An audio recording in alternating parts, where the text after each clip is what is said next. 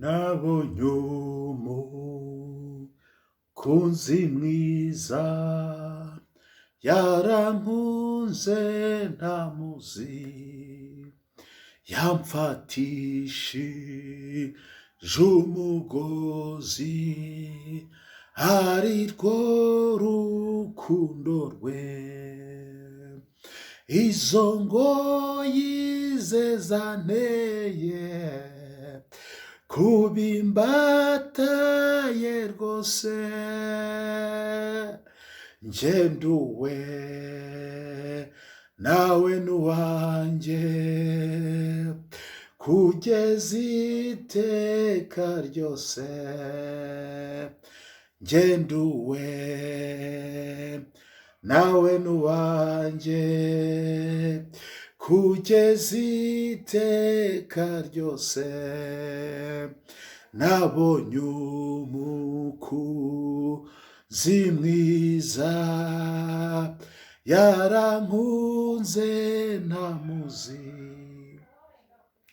yaranguza mu bugingo nawe yaranyihaye. Mana ishobora byose, Mana y'imbaraga, ndagushimiye kubw'uyu mwanya mwana ugaraguye ngiye kuvuga ijambo ryawe, ngiye kuvuga icyo nshyize ku mutima. Reka bazumvira ijambo mwana rihindura amateka ku buzima bwawe, kandi nanjye mwana ugiye kurivuga rimpindurira amateka papa, ubane nanjye muri byose, ntaba ari njye, izina rye rihabwa icyubahiro. Amen. Haleluya. Yesu nashimwe. Ndagushuhuje mu izina rya Yesu Kristo wa Nazareti, wowe nshuti ya Utarayumva TV cyangwa inshuti yanjye, ujye ugira umwete wo kumva iby'Umwami Imana aba yanshyize ku mutima. Nitwa Revera Pasteur Nsago ya Miyeri, ndi umwana w'Imana. Yesu aduhane umugisha. Ndakuraritse kuri Utarayumva TV ngo wakire iyi message yawe Umwami Imana mpaye, wakire ijambo ryawe Imana y'amahoro inkize ku mutima ngo nkuzanire. Yesu nashimwe. Iri jambo rifite nyiraryo, bamaso rero ushobora gusanga ari wowe. Yesu nashimwe cyane. Reka tuganire ijambo riryoshye cyane riri hano muri Zaburi ya 37. Turahera hano ku murongo wa 23. Iyi ntambwe z'umuntu zikomejwe n'Uwiteka, akishimira inzira ye, naho yagwa ntazarambarara, kuko Uwiteka muramije ukuboko kwe. Haleluya. Yesu nashimwe. Nari umusore none ndashaje, ariko sinari nabona umukiranutsi aretswe, cyangwa urubyaro rwe rusabiriza ibyo kurya. Agira ubuntu umunsi ukira, akaguriza abandi, urubyaro rwe rukabona umugisha. Yesu nashimwe. Iri jambo dusomye ni ubuhamya bw'umugaragu w'Imana witwaga Dawidi. Dawidi niwe wanditse iyi Zaburi. Dawidi ajya kwandika iyi Zaburi yari afite ibihamya by'aho Imana yamukuye. Dawidi ajya kwandika iyi Zaburi yari yarabonye Imana mu mutima we, ndetse yari yarabonye n'Imana mu maso ye.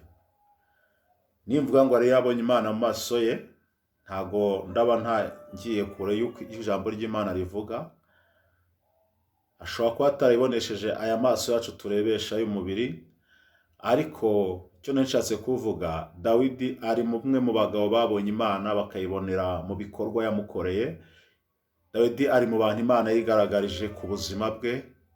Dawidi ari mu bantu Imana yiyeretse mu mibereho ye imuhindurira amateka. Ntarinjira mu ijambo nyirizina, ndavuze mu izina rya Yesu Kristo wa Nazareti. Imana nawe yikwigaragarize, nawe Imana ubona Imana muri uyu munsi wa none, nawe ubona imbaraga z'Imana, nawe ubona ubwiza bw'Imana, kuboko kw'Imana kukube nkuko kwabaye kuri Dawidi. Dawidi rero uyu nguyu yabonye Imana. Dawidi amateka ye ni maremare. Dawidi, ijambo ry'Imana tubwira uburyo Dawidi yari umwana muto cyane mu muryango we wabo, kandi Imana iza kumutoranya imugira umwami.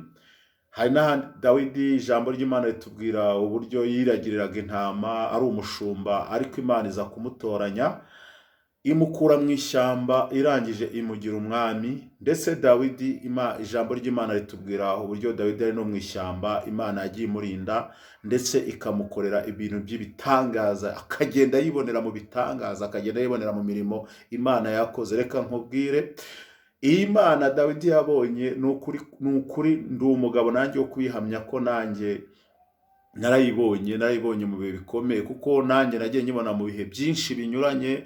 Nagiye nyibona umunsi ku wundi, amezi ku yandi, umwaka ku wundi, mu buzima nagiye nyuramo kugira mbe ngihumeka n'uyu munsi wa none. Hari ubuhamya mfite bwinshi bw'uburyo nagiye mbona mu Imana mu ntambara zinyuranye, muri komba zinyuranye, mu buzima bunyuranye, mu bitero bya Satani. Dawidi nawe rero yari umugabo ushima Imana cyane.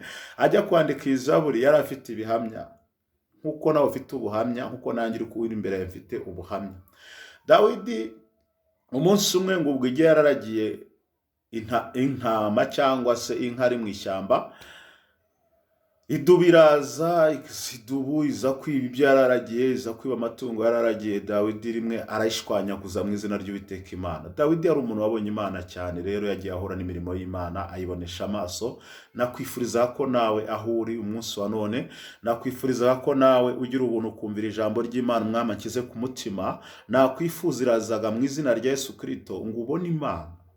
Ubona Imana mu mirimo ukora, ubona Imana muri business yawe, ubona Imana mu mashuri wiga, ubona Imana mu buzima bwawe bwa buri munsi sinzi icyo waba ukora, ubona Imana mu murimo w'Imana ukora ingeri zose, ubona Imana mu rugo rwawe, ubona Imana ku cyifuzo cyawe ufite cyakurembeje, ubona Imana aho ubona bitashoboka, aho ubona bidakunda. Ndakwifurije mu izina rya Yesu Kristo, iyi Mana Dawidi yabonye nawe uyu munsi kubera Imana yawe. Nimara kukubera Imana yawe, nawe mwikaritsiye utangira uvuge ngo, nawe bajye bavuga ngo Imana ya runaka, Imana ya John, Imana ya Petero, Imana ya Jeanne, Imana ya Jeannette. Yesu nashimwe cyane. Dawidi arangije atanga buno buhamya. Iri jambo dusomye ndahamya neza ko ari ubuhamya kuri Dawidi. Ni ubuhamya Dawidi yadusigiye, ni ubuhamya Dawidi yaduhaye, ndetse abuduhari mu Mwuka Wera arimo abihamya nk'umwami. Dawidi rero nsubiye gato nyuma ku mateka ye, uyu Dawidi nubwo yari umushumba ari mu ishyamba, ibindi bintu bigaragaza uburyo yabonye Imana. Imana yamukuye mu ishyamba imukura mu bushumba, imukura mu kuragira inka, imukura mu kuragira ihene n'intama mu bihuru iyo ngiyo, irangije imugira umwami, iramwimika. Reka nkubwire, ntararenga aha ngaha, reka nguhanure nawe nkubwire, wowe ubona uri mu buzima bwo gupfundikanya, ubona warutakaje ibyiringiro, wowe wabonaga warupfuye birangiye, reka nkubwire, mu rupfu wikwikururira urupfu, wikwikwegera urupfu, kuko n'ubundi igihe kizagera utahe cyangwa se upfe. Yesu nashimwe cyane. Igihe kizagera uve muri uyu mubiri. Ni wowe rero igihe ubona ugihumeka umwuka w'abazima, haracyariho ibyiringiro. Yobu niwe wabivuze neza cyane, aravuga ngo haracyariho ibyiringiro, yuko ngo n'igiti cyatemwa ngo cyakongera kigashibuka. Iri jambo rikunda kumbamo cyane. Yesu nashimwe. Nagira ngo nkubwire ngo ubuzima bwose ubona urimo, situation yose ubona urimo, nta hantu na hamwe Imana itagukura, nta n'urwego na rumwe Imana ibishatse itakugezaho, ititeye ku byo abandi bitaho, ititeye ku byo ibyo twebwe abana b'abantu twitaho. Imana ibasha kugutabara. Imana ishobora kuzamura, ikakuzamurira rimwe, ikagusimbutsa inzego nyinshi, ikakugeza ku rwego yo ishaka. Yesu nashimwe. Iyi ni Imana. Dawidi rero niko byamugendekeye. Dawidi Imana yaramusimbukije, imukura ku rwego rw'ubushumba bwo kuragira ihene n'intama, imugeza ku rwego ishaka. Dawidi irangije imugeza ku rwego rwo kuba umwami. Dawidi rero yandika iyi zaburi, urumva ko yari afite ibihamya. Umuntu wari umushumba, aragira ihene, aragira intama, akaza kuba umwami. Urumva ko Dawidi ibihamya bye birafatika. Reka nkubwire mu izina rya Yesu Kristo wa Nazareti, mu butware nahawe n'Imana, reka nkwatureho aya magambo wo kunda ijambo ry'Imana. Reka nkwatureho amagambo yo wari wihebye, reka nkwatureho amagambo yo wari ucitse intege, reka nkwatureho amagambo yo wari utangiye kwifatira umwanzuro utari mwiza. reka nkubwire, Imana ya Isiraheli ikuremera ibihamya, Imana ya Isiraheli ikuremera ibihindura izina ryawe, Imana ya Dawidi ikugendera umwanya none ahangaha. Ukimara kumvira ijambo wuzura imbaraga z'Imana, resideko takideko ninileko lasideko. Ukimara kumvira ijambo wuzura ibihamya, ukimara kumvira ijambo nawe Imana ikuremere ubuhamya. Dawidi rero ajya kwandika iyi zaburi ya 37 hano ku murongo wa 23 yayanditse ari ibihamya by'Imana arimo avuga. Ibi bihamya bya Dawidi byaje ari ibihamya byuzuye bifite imbaraga, ndetse byaramushajishije mu buzima bwe, byamuhereye kuva kera akimara kubyinjiramo agenda bibona ibihamya byandika arinda ageraho asaza akivuga ibi bihamya. Yesu nashimwe. Niho yavuze ijambo rikomeye ngo nari umusore none ndashaje ko ariko ngo sindabona iki. Yesu nashimwe cyane. Ayatangiye avuga ngo iyi ntambwe z'umuntu zikomejwe n'Uwiteka, akishimira inzira ye, ngo naho yagwa ntazarambarara, kuko Uwiteka amuramije ukuboko kwe. Yesu nashimwe cyane. Ushobora kwajyaga wumva iyi zaburi ugasoma nk'ahangaha ntumenye ibyo ari byo, ariko Umwuka w'Imana agufashe cyane. Ijambo ry'Imana iyo urisomye ukarisoma nk'usoma utarisengeye, cyangwa ukayimana udasabye Umwuka w'Imana, udaciye bugufi ngo Umwuka w'Imana abane nawe, ntabwo wasobanukirwa ibyo ari byo. Ariko umva ukuntu Umwuka w'Imana asobanuriye ngo nkubwire kuri iri jambo, ngo iyi ntambwe z'umuntu zikomejwe n'Uwiteka, akishimira inzira ye. Ni ukuvuga ngo ibyo ukora byose, ibyo ubayemo, ubuzima bwawe bwa buri munsi, ibyifuzo byawe, iyo biyobowe n'Uwiteka, haleluya, iyo ntambwe z'umuntu zikomejwe n'Uwiteka, iyo ibyo ukora bikomejwe n'Uwiteka, iyo ubuzima bwawe bwose uburagize Uwiteka, iyo ibyo wagezeho ushimira Uwiteka ko ari we wabikugejejeho, iyo iterambere ryawe ryose ushimira Uwiteka ukamubwira uti Uwiteka ndabyibutse niwe wambajije kugera kuri ibi ngibi. Haleluya. Ngo naho yagwa ntazarambarara. Niba business yawe wayiragiza Uwiteka, ntiwiyemere, reka nkubwire, ndacyasobanura nk'uko Umwuka w'Imana ashoboje. Umugabo umwe witwa Nebukadinezari, Imana yaramuzamuye, irangije iramuzamura, nawe imukura ahantu kuri, irangije imuha kuyobora igihugu, aba umwami. Noneho arangije Nebukadinezari, Imana iramushyigikirizana ubutunzi mu ifeza n'izahabu, yubaka Babuloni umurwa mukuru w'icyo gihugu, uruba mwiza cyane, uraneza, ubu gushashagirana, urimo abatunzi benshi, urimo abakire benshi, ibintu byiza byinshi birimo. Noneho Nebukadinezari umunsi umwe ararengwa, yibagirwa yuko intambwe ze zari zikomejwe n'Uwiteka, yibagirwa ko kugira ngo umwami ari Uwiteka wabikoze, yibagirwa ko kugira ngo uwo murwa awuyobore ari Uwiteka wabikoze. Arangije aravuga ngo dore ngira Babuloni niyubakiye. Imana irarakara. Yesu nashimwe cyane. Tugarukiye tutinjiye mu nkuru za Nebukadinezari, najya nkubwire ngo tusubiye muri iri jambo tudatandukiriye, ngo iyi ntambwe z'umuntu zikomejwe n'Uwiteka. Nibyo urakora nyine ukaba ubizi, hari igihe ukora ukamenya ko Imana iriho ariko ntubiha agaciro. Hari igihe Imana igusubiza ntubiha agaciro ko ari we yagushubije, ukajya ubyibutswa n'abandi, ukabyibutswa n'abo mwasenganye, cyangwa se ukabyibuka nka rimwe mu mwaka. Ntabwo birabinezeza Imana. Iyi ntambwe z'umuntu zikomejwe n'Uwiteka, iyo ibyo ukora wabiragije Uwiteka, iyo ubuzima bwawe waburagije Uwiteka, iyo amaganya yawe wayaragije Uwiteka, iyo intambara zawe waziragije Uwiteka, akakuyobora, niho watubwiye ngo iyi ntambwe z'umuntu zikomejwe n'Uwiteka. Iyo rero Uwiteka ibintu byawe ari we ubiyoboye, nta kintu na kimwe Uwiteka ashobora kuyobora ngo kinanirwe gukomera. Nta kintu na kimwe Uwiteka ashobora kuyobora, cyangwa nta kintu na kimwe Uwiteka yajyamo ngo kinanirwe gukomera, kereka atari Uwiteka ukirimo. Ariko ikintu Uwiteka arimo nta kintu kibasha kukinyeganyeza. Aha rero niho Dawidi yasobanuye neza, aravuga ngo intambwe z'umuntu zikomejwe n'Uwiteka, ngo Uwiteka akishimira inzira yawe. Inzira uri kunyuramo Uwiteka akaba yishimiye. Waba uri gusenga ukaba usenga Uwiteka akwishimiye. Waba uri muri business ukayikora Uwiteka akwishimiye.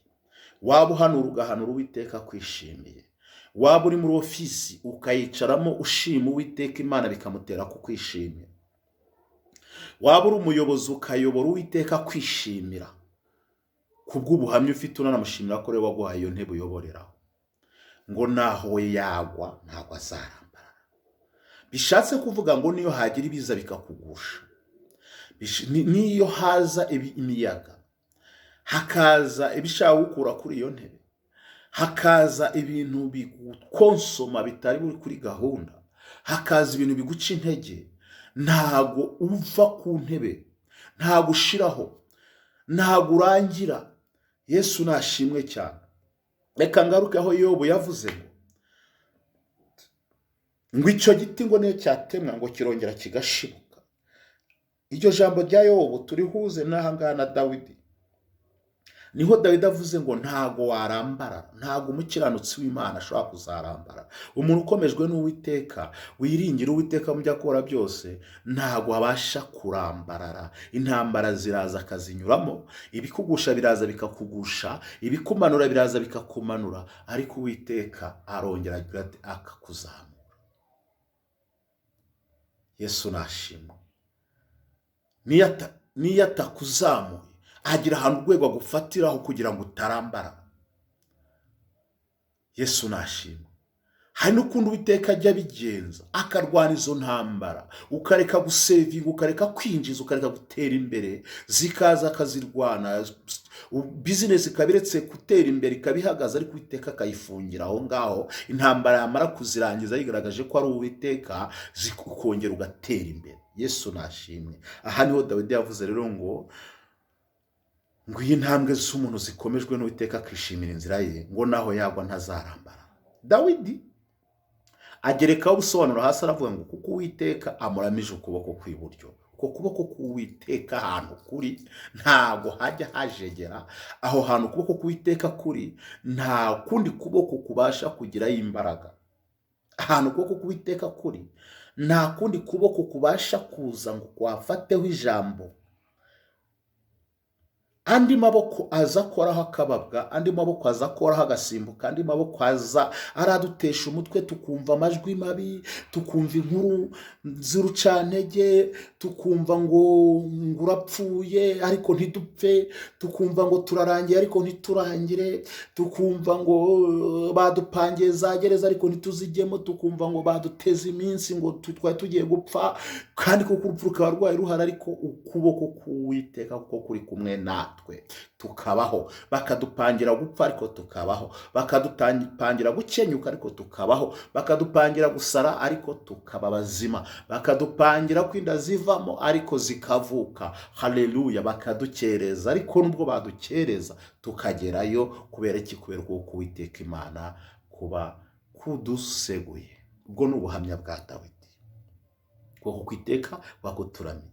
Arongera Dawidi hano hepfo gatoya muri ibi bihamya bye, ndimo nkwifuriza ngo ibihamya nawe bikugereho. Arongera avuga ngo nari umusore none ndashaje, ngo ariko sindabona umukiranutsi aretswe.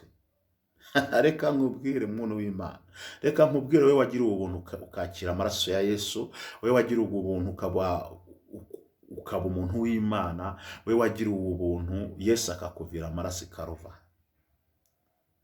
Ntabwo Imana ishobora kureka umukiranutsi wawe, ntabwo Imana ishobora kureka umwana w'ubugingo, ntabwo Imana ishobora gutakaza umwana wayo. Umuntu wemeye ko Yesu Kristo yaje gucungura ubugingo bwe, akagirana indahiro nawe, urarwana ukarwana ugahura n'intambara, ugahura n'imiyaga n'imiraba yo mu isi, ariko ukuboko k'Uwiteka Imana uko byagenda kose, kuko kukwiseguye.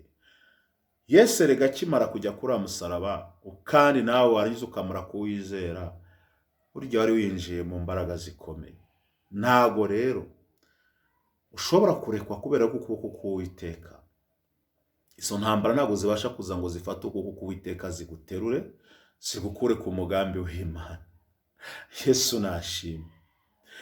Ayo majwi uri kumva, ibyo bitero by'abadayimoni, izo mbaraga z'abarozi, imipango y'abanzi bawe, imipango y'ibikurwanya, imipango y'ibiguhiga, imipango y'ibikubijije amahoro, imipango y'ibigupangira iminsi, ntabwo ibyo bibasha kuza ngo biterure ukuboko kw'Imana kuguseguye ngo nibirangiza bigutwara. Yesu nashimwe. Aha niho Dawidi nanone yataga ubuhamya, aravuga ngo nari umusore none ndashaje, ariko sindabona umukiranutsi arezwe. Wareka utese kandi ukuboko kw'Imana kuguseguye, ukuboko kw'Imana kuri ku musaya wawe, urarekwa gute ku kuboko kuguhari?